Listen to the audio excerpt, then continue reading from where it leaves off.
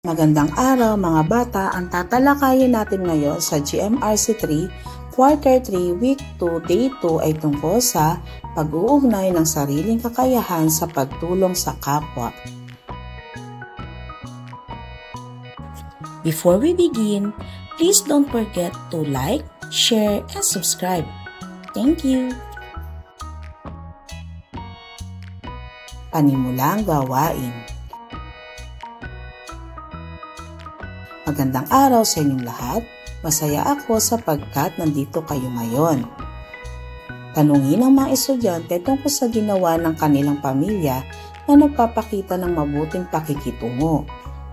Maaaring pagbabalik-aralan ang mga nagdaang aralin.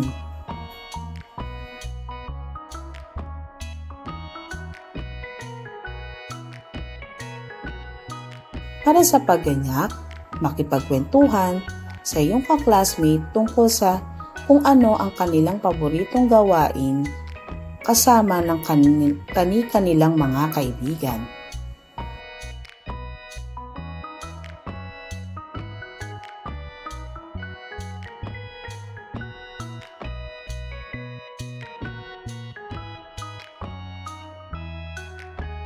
Gawaing paglalahad ng layunin ng aralin.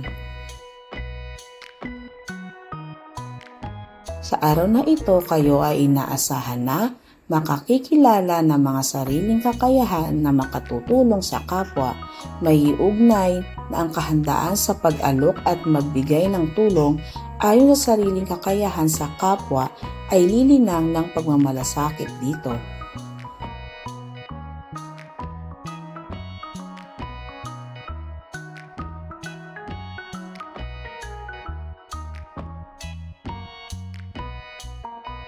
Gawaing pag-unawa sa mga susing salita.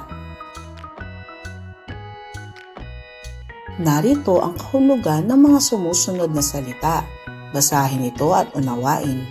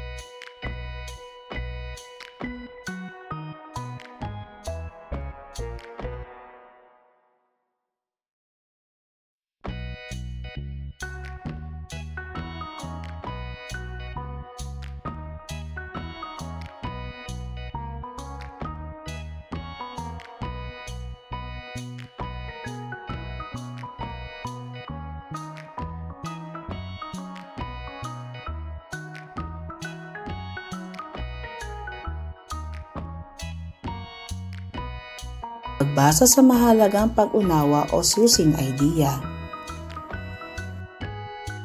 Banggitin sa mga bata ang mga sitwasyon. Number 1, may nakita si JD na isang pulubi sa overpass. Nanlilimos ito sa mga dumadaan. Huminto si JD para magbigay ng barya. Ano ang ipinapakita ni JD?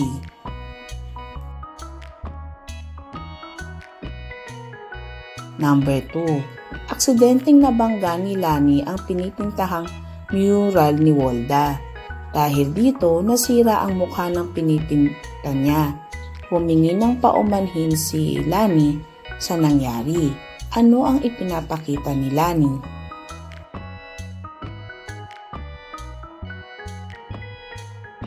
Mayroong magaganap na spelling bee sa kabilang eskwelahan. Nasasalihan ni Joko, Nina at Tristan. Ang mga kaibigan nilang si Angela, Angel at Zoe ay manonood bilang suporta sa mga kaibigan. Ano ang ipinapakita ng magkakaibigan?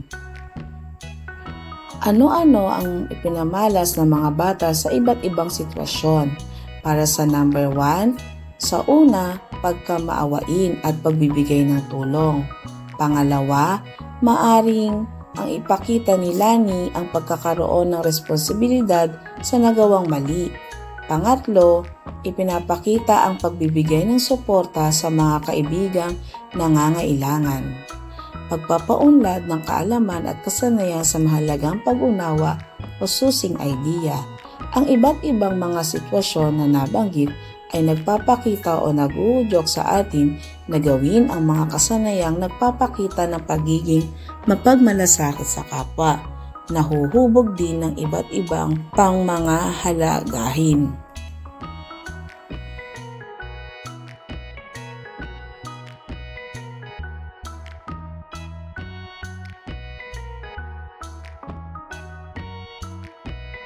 Number 1, ang pagiging matulungin ay maaari mo ding gawin sa paaralan at sa komunidad kahit na ikaw ay may iba pang mga gawain. Ang pag-iisip para sa kabutihan ng iyong kapwa sa kinabibilangang paaralan at komunidad ay paraan para maisabuhay ang pagmamalasakit. Pangalawa, ang pagdamay at pagbabahagi ng inyong mga kakayahan at kayamanan ay isang paraan din upang malinang ang pagmamalasakit sa kapwa. Ang pagdamay sa pamamagitan ng paghikayat sa kapwa na tumindig, maging responsable at maparaan ay nagpapalalim din ng pagmamalasakit sa inyong kapwa.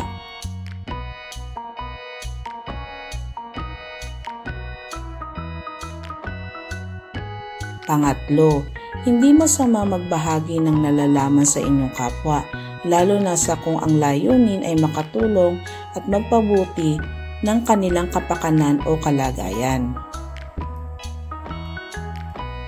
Pagpapalalim ng kaalaman at kasanayan sa mahalagang pag-unawa o susing idea.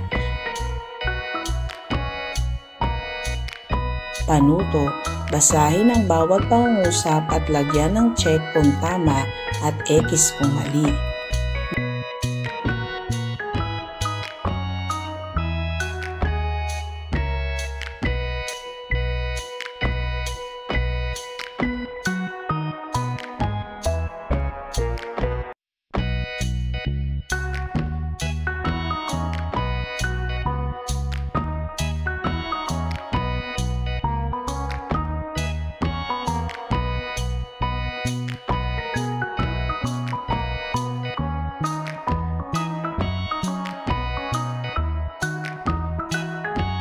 Narito ang mga tumpak na kasagutan.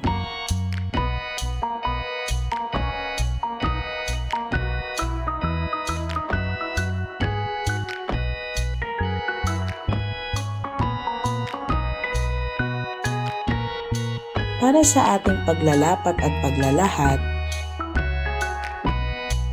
narito ang ilan lamang sa mga susing kaalaman. Number 1, ang pakikinig ng mabuti ay nagpapakita ng pag-unawa sa saloobin at damdamin ng walang paghusga sa kapwa. Number 2, ang pagbibigay ng tulong ay mahalaga para sa kapwa na humaharap sa problema o mahirap na sitwasyon. Number 3, ang pagiging magalang at magiliw ay nagpapakita ng pakikitungong hindi nakakasakit sa kapwa. Pang-apat, ang pagpapakita ng suporta ay nakatutulong para palakasin ang loob ng inyong mga kaibigan sa panahon ng pagsubok.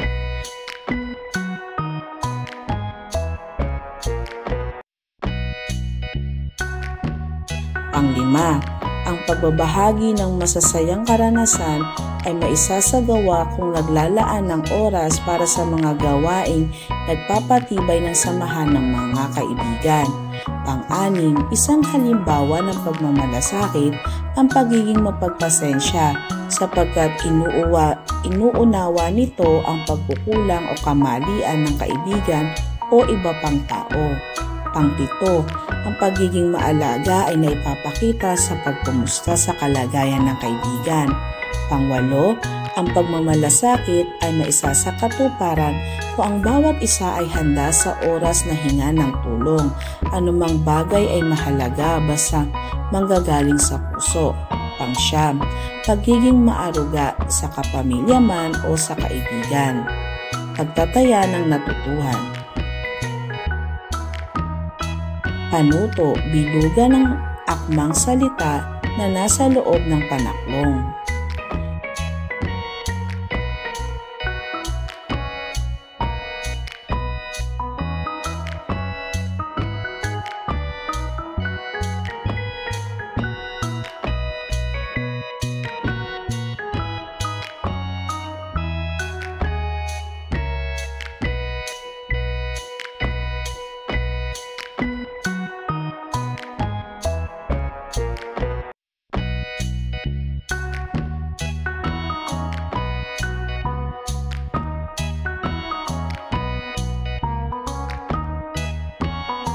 Narito ang mga tumpak na sagot.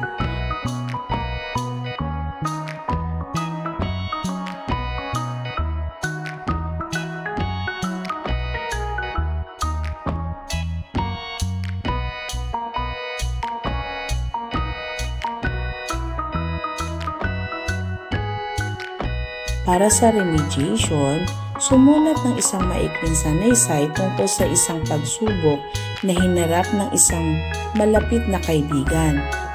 Isalaysay ang inyong naging hakbang para pairalin ang pagmamalasakit sa iyong kaibigan.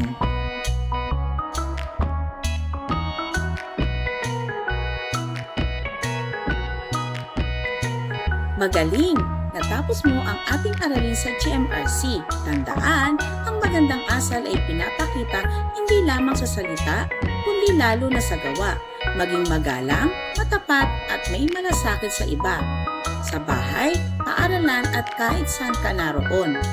Araw-araw piliing maging mabuting bata at mabuting mamamayan. Hanggang sa muli nating aralin, paalam at patuloy na pairalin ang tama at mabuti.